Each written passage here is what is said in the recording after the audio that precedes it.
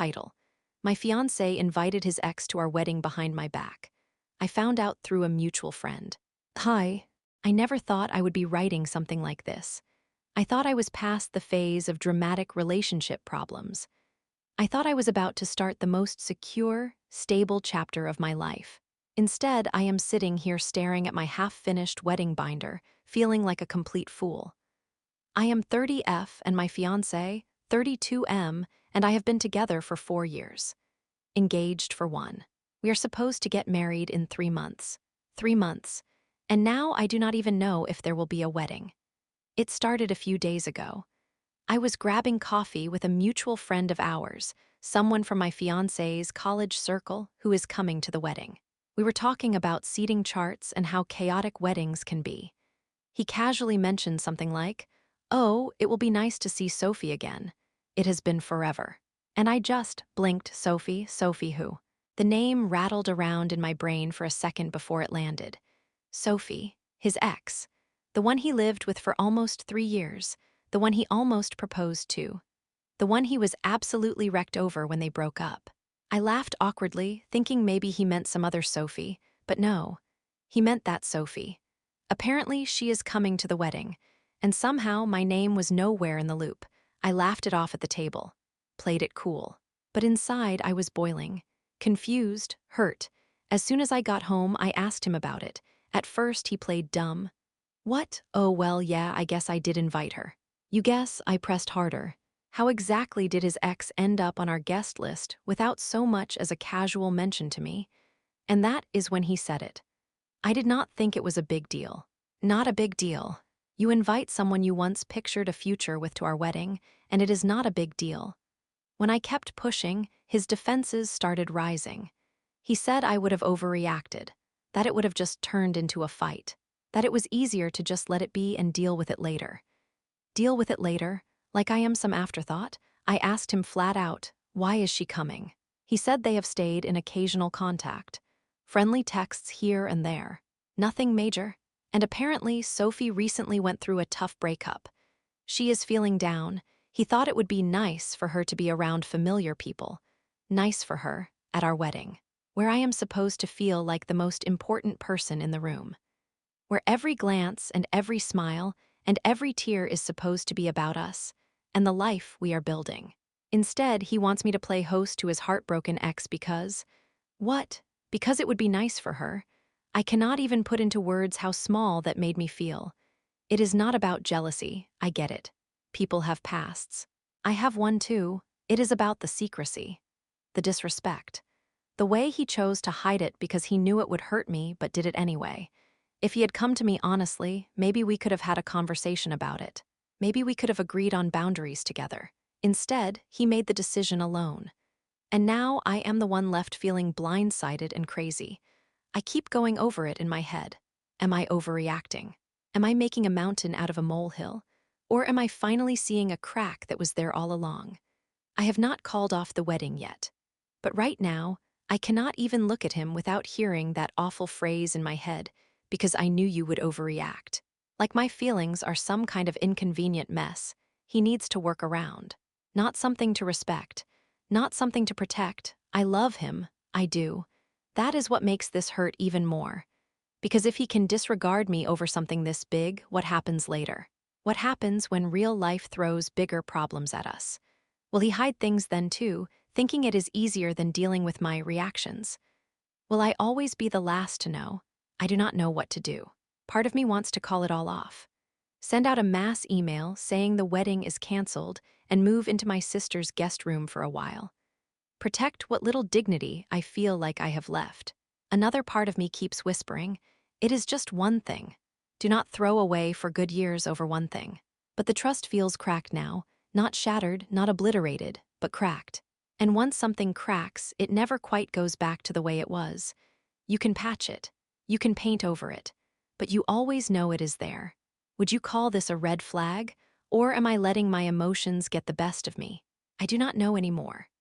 All I know is that 3 months from now, I am supposed to walk down an aisle and promise forever to a man who thought inviting his ex without telling me was no big deal. And suddenly, forever feels like a really long time to be looking over my shoulder. Thanks for listening. Wow, I truly did not expect my post to blow up the way it did. I thought maybe a handful of people would chime in.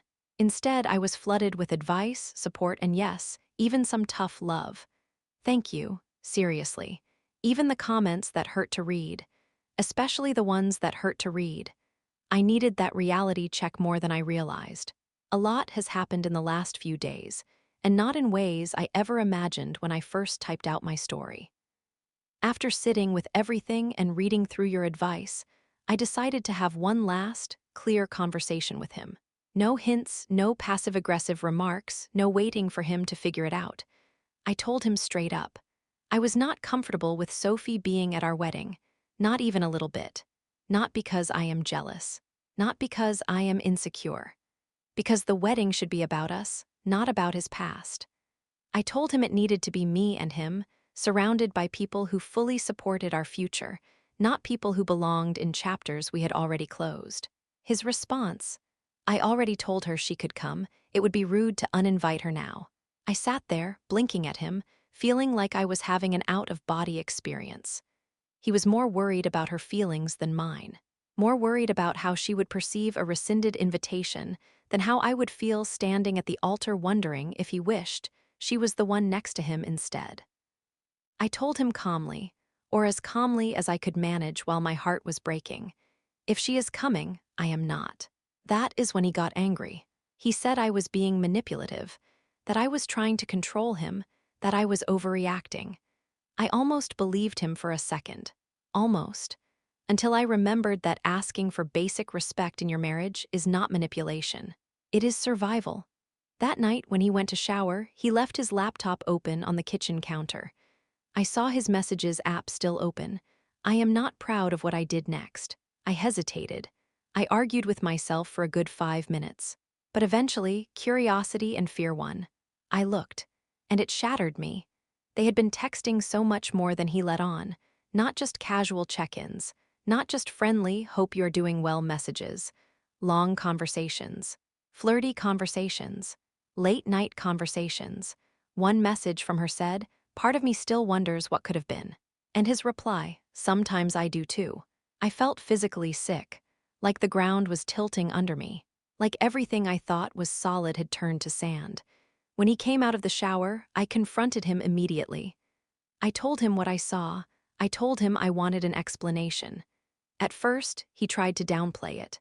He said it was harmless reminiscing, that he never intended to act on it, that it was just old memories floating to the surface, nothing more. I asked him point blank, do you still have feelings for her? He did not answer right away. He looked down at his hands, at the floor, anywhere but at me. Finally, he said, I do not know, maybe a little. Maybe a little, that was it for me. I packed a bag and left that night. I called my sister crying and asked if I could stay with her for a while. She did not even hesitate.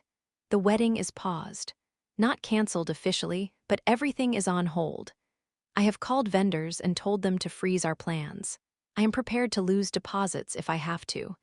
At this point, I honestly do not even care. I feel like my entire life flipped upside down in the span of a week. 1 minute, I was choosing floral arrangements and first dance songs. The next, I was choosing between keeping my dignity and clinging to a future built on lies. I chose myself. For now, I am trying to take it one day at a time. Some mornings, I wake up and for a second, I forget it is over. For a second, I think about texts to the photographer or dress fittings. And then it hits me all over again. But underneath the heartbreak, there is also a strange sense of relief. Because at least now I know. At least now I see the full picture, not just the version he wanted me to believe. Would it have been easier not to know? Maybe. But living in the dark is not living at all. I deserve a love that does not leave room for what-ifs.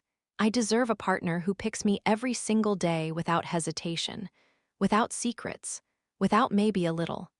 Thank you again for giving me the strength to open my eyes. I do not know what the next chapter looks like yet, but I know this, it will not include being second best. Hi. It has been a little over 2 weeks since everything blew up. And honestly, I feel like I am living in a completely different reality now. It is surreal. Some mornings I still wake up and forget for a second that my wedding is not happening anymore. Then it hits me, and the mix of emotions crashes over me all at once. Sadness, anger, relief, and something I can only describe as bitter freedom. After I left to stay with my sister, he reached out a few days later. He wanted to talk things through. Said he missed me, said he messed up, said he wanted to fix things. Against my better judgment, I agreed to meet for coffee. Maybe part of me needed closure. Maybe part of me still hoped he would say something, anything, that would make this mess make sense. We met at a small cafe we used to go to when things were simple. Walking in there felt like stepping into a version of my life that no longer existed. Everything looked the same, but it felt so different. Like sitting inside a memory that had soured. He apologized, said he was sorry for everything, the secrecy, the texts, the way he handled it all. Said he loved me, said he wanted a life with me. But when I asked him the one question that mattered, the one thing that could maybe start to rebuild even a sliver of trust, everything fell apart again. I asked him, would you be willing to cut contact with Sophie if it meant saving us? Simple question, right? Simple if you actually value the person sitting across from you. He hesitated, not for a second, for a long, heavy, awkward beat that said more than words ever could. Finally, he said no. No, he said it would feel wrong to cut her off. That it would feel wrong to end a friendship just to make me feel secure. That he should not have to erase people from his life because I was uncomfortable. I sat there staring at him, feeling my heart harden in real time. Because what he was really saying was clear. He was more willing to lose me than to lose her. More willing to risk our future than risk hurting her feelings. More willing to protect the ghost of what they had than the life we were supposed to be building together. That was when I realized something I should have seen sooner. This was not about the texts. This was not even about the wedding anymore. It was about priorities, and I was not his. Maybe I never really had been, so I broke it off. Officially. No more space. No more waiting to see if things would magically fix themselves. I called the venue, the florist, the photographer, the caterer. I spent an entire afternoon on the phone, canceling the future I had spent a year dreaming about. Thankfully, most vendors were understanding. Some of them even waived parts of the cancellation fees when they heard what happened. We lost a few deposits. And yes, it stings. But honestly, at this point, I would pay double to be free of the sinking feeling I had been carrying around for weeks. He did not take it well. When I told him it was over, he called me dramatic.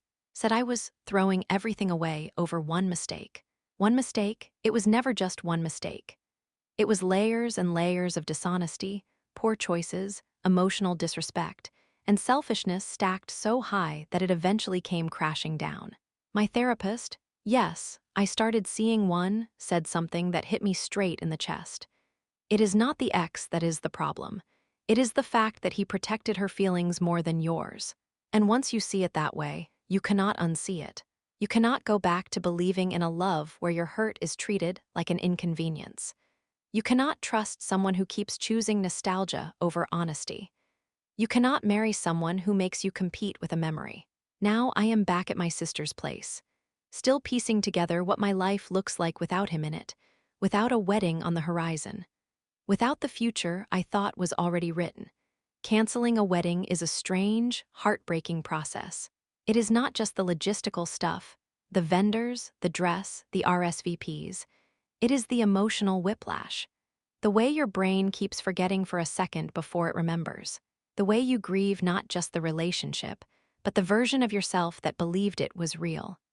There are moments where it still hurts so much it feels like a physical weight in my chest. But there are also moments of relief. Moments where I breathe a little easier, knowing I will not spend the next 20 years wondering if I am enough. Knowing I will not have to police someone's emotional attachments just to feel secure. Knowing I chose myself. It still feels surreal, like I am watching someone else's life collapse in slow motion. But deep down, I know I made the right choice. I do not know what the next few months will look like.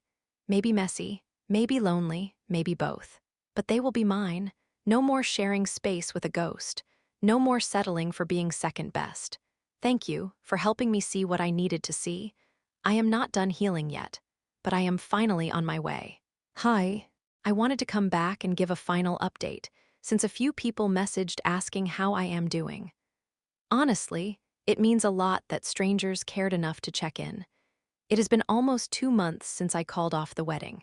2 months since my world flipped upside down. 2 months since I realized the person I thought was my future was actually still tangled up in his past. And emotionally, I am doing surprisingly okay.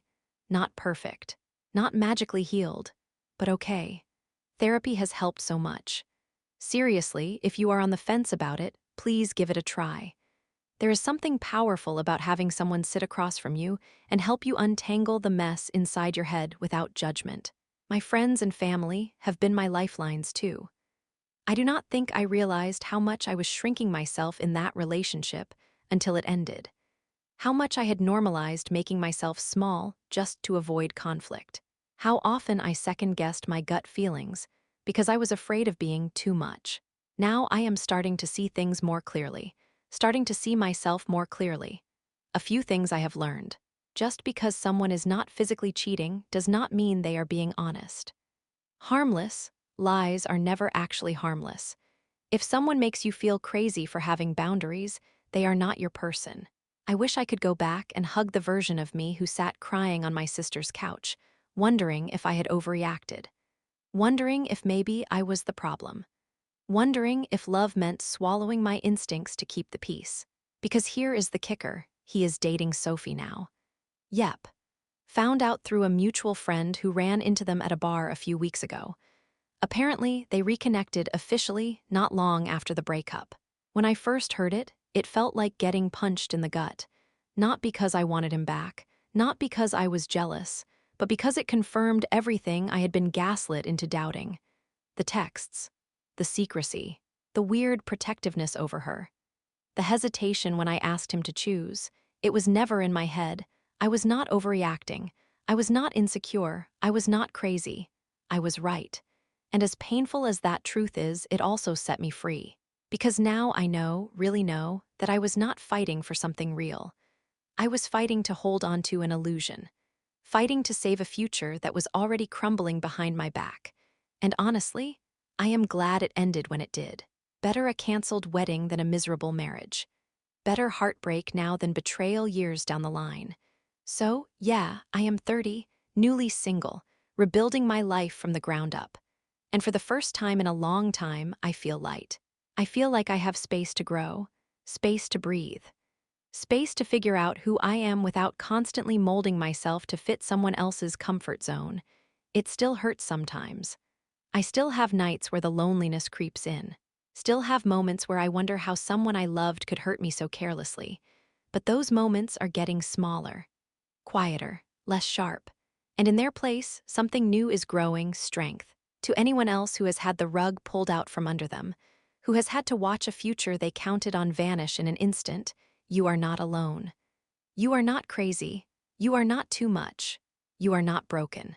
Sometimes the best thing someone can do is show you exactly who they are. Sometimes the biggest heartbreak clears the path for the life you actually deserve. Thank you for the advice, for the encouragement, for the tough truths I was not ready to face but desperately needed. You helped me more than you know.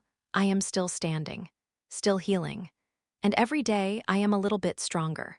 Thank you for watching. Please do not forget to like, comment, share, and subscribe. I love you all.